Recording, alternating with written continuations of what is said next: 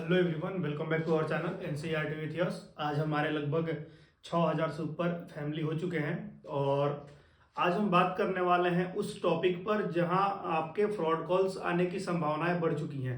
अभी paper 10th और 12 दोनों के खत्म हो चुके हैं। जहां तक बिहार बोर्ड के सभी पेपर खत्म किए जा चुके हैं बोर्ड एग्जाम के। लेकिन अब 12 में क्या होगा कि कॉपी चेक की प्रक्रिया शुरू कर दी जाएगी। ऑफिशियल नोटिस आया है बिहार बोर्ड का कि 12 का पेपर अब स्टार्ट कर दिया जाएगा बहुत जल्द चेक करने के लिए, और एक दिन में मात्र 20 कॉपियां ही चेक की जाएंगी। मतलब आपको आराम आराम से कॉपी चेक करना है और जितने बच्चों ने जितने अधिक प्रयास किया है, अधिक लिखा है बढ़िया तरीके से, उनको अच्छे तरीके से नंबर मिले, इसलिए कॉपियों की संख्या को इस बार कम कर दिया गया है कि बहुत कम कॉपियां चेक होगी एक दिन में, ताकि शिक्षकों के ऊपर प्रेशर नहीं रहेगा। वो आराम से परिपूर्ण तरीके से अपना मार्क्स दे पाएंगे जितना बच्चों ने अपने तरीके से शब्दावली का अच्छा प्रयोग किया होगा। ठीक है, तो वो तो अलग बात रही। आज मेरे पास एक कॉल आया जिसमें फेक कॉल, एक बच्चा ने फोन किया कि सर मेरे पास एक फोन है जिसमें 8000 रुपये मांगे जा रहे हैं। 12 क्लास का एक बच्चा था जिसको कहा गया कि आपका मैथ में क्रॉस लग रहा है, मैथ में आपका जो है वो क्रॉस लग रहा है, आपके उतने नंबर नहीं बन पा रहे हैं और आप फेल हो रहे हो। अगर आप 8000 रुपया देते हो तो आपको मैं मैथ में 70 नंबर दे दूंगा। ऐसा करके 12 क्लास के एक बच्चे के पास फोन आया, अभी साइंस स्ट्रीम का बच्चा था वो, आज फोन आया। ठीक है, और बच्चा और उससे मेरी बात हुई तो वो बोल रहा है कि सर वो बिल्कुल सही कह रहा है, उसने बिल्कुल फ्रॉडगिरी नहीं की है। तो मैं कहा कि भाई फ्रॉड तुम्हारे साथ हो रहा है, बात मानो। वो कह रहा नहीं सर ऐसा कैसे हो सकता है, वो मेरा रोल नंबर सही बता रहा है, रोल कोड भी सही बता रहा है, नाम भी सही बता रहा है, मदर्स नेम भी सही बता रहा है, फादर नेम भी सही बता रहा है, एड्रेस स्कूल का नाम भी सब सही बता रहा है, सब कुछ सही बता रहा है। टोटली A to Z जो है वो सब डिट्टो एज इट इज सब सही है उसके। फिर भी आप क्यों कह रहे हैं कि वो फेक कॉल है? वो सही कह रहा है, मान लीजिए हम क्रॉस लग गया तब।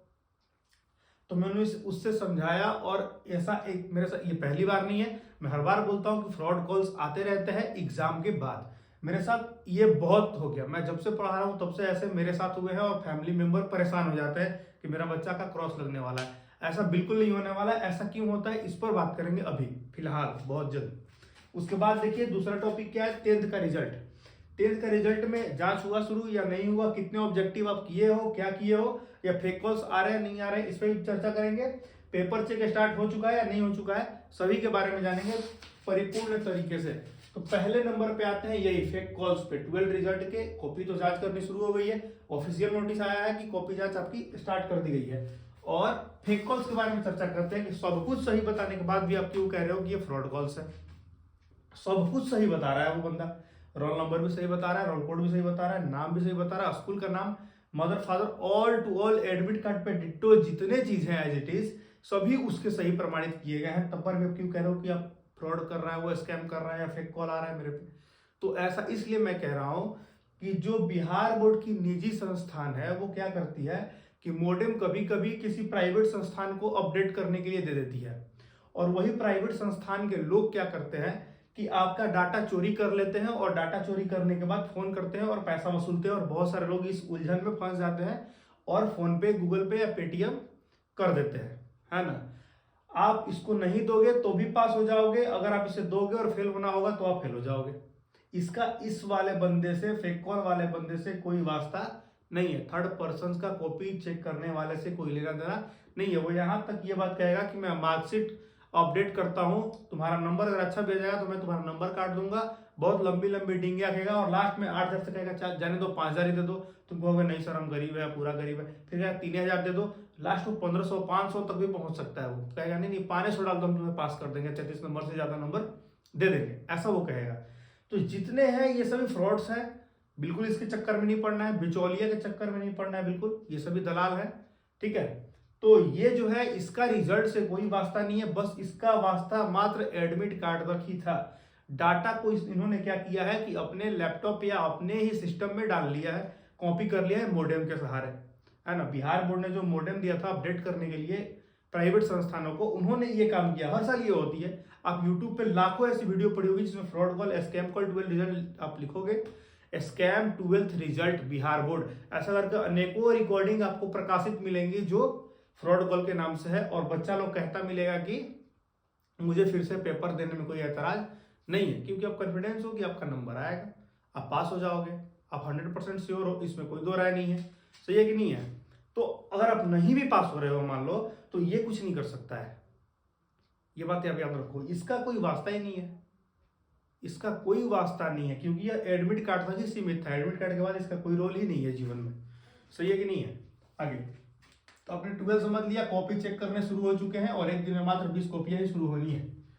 एक दिन में मात्र 20 कॉपियां ही जांच होंगी, ये भी बात आप जान लो। साथ ही साथ आते हैं 12 के बाद अब 10th रिजल्ट पर।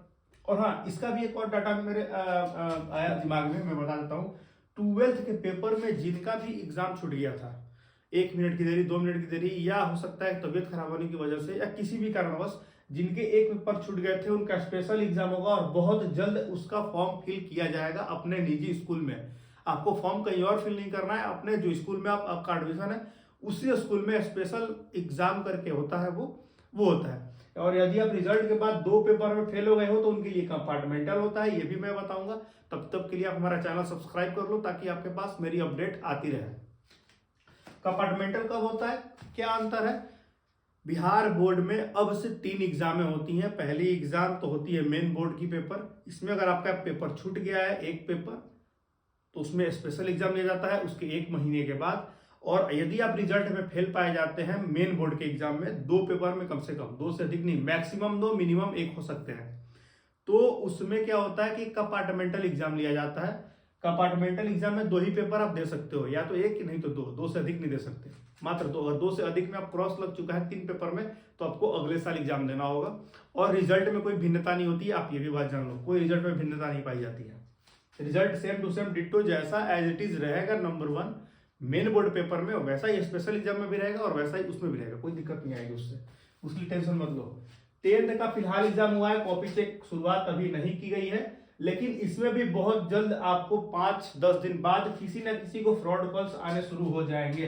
तो जब भी फ्रॉड कॉल शुरू हो जाए तो आप इस चैनल को, इस वीडियो को इतना शेयर कर दो ताकि सभी बच्चों के पास मेरा ये वीडियो और मेरा ये मैसेज जो है पहुंच सके और वो बच सके, ताकि जितने भी बिहार बोर्ड के बच्चे हैं वो अमीर तो होते नहीं है, सभी मिडिल क्लास फैमिली से बिलोंग करते हैं, और कोई लूट के लेके चल जाएगा पैसा आपका, तो ये अच्छी बात नहीं है। इसलिए मेरे साथ ऐसा गुजरा है, इसलिए मैं आपको बता रहा हूं कि ये सभी फ्रॉड कॉल्स हैं, कुछ नहीं होने वाला इससे। आपका एक बात याद रखो, ये सभी फेक कॉल्स होते हैं और ये सभी का रिजल्ट से कोई वास्ता नहीं, मैं बार बार बता रहा हूँ। पेपर चेक शुरू हो चुके हैं 12 के, 10th के अभी नहीं हुए हैं। और 10th क्लास के जो बच्चे फेल करते हैं उनके लिए विशेष सह परीक्षा भी आयोजित की जाती है, लेकिन अगले साल ही होती है, एक साल नहीं होता है, अगले साल ही होता है। आपको इसमें 1 साल रुकना ही होगा, इसके लिए आपके पास कोई उपाय नहीं है, आपको 1 साल इसमें रुकना ही होगा, भले आप एक पे क्रॉस करो या सब में क्रॉस करो। और एक पेपर का एग्जाम होता है अगले साल, रेगुलर ही करके होगा, उसमें कोई दिक्कत नहीं है। तो उम्मीद है मैं आपके सारे निसंदेह संदेह को अच्छी तरीके से बता पाया हूं, और आपको किसी भी चीज में दिक्कत आ रही है या कोई भी परेशानी हो रही है 12 से रिलेटेड या 10th के रिलेटेड क्वेश्चन में, या एडमिशन रिलेटेड क्वेश्चन में, ग्रेजुएशन में आर्ट्स ले साइंस ले, या कैसे फॉर्म फिलअप करें, वो सब मैं बताऊंगा अभी रिजल्ट आने के बाद। किसके कितने मार्क्स बनेंगे, उस पर कौन सा हम ऑनर्स ले सकते हैं, आर्ट्स ले सकते हैं कि साइंस ले सकते हैं, किसमें कॉलेज होगा, ये सभी चीजें। और एक बिहार बोर्ड से नोटिस आई थी, उसके बारे में बता दूं कि कॉलेज में पढ़ाई बंद हो चुकी है, अब आपको 12 का स्कूल में एडमिशन कराना होगा। 10th पास के बच्चों की मैं बात कर रहा हूँ, 12 वाले तो अब जाएंगे BA और BSc में।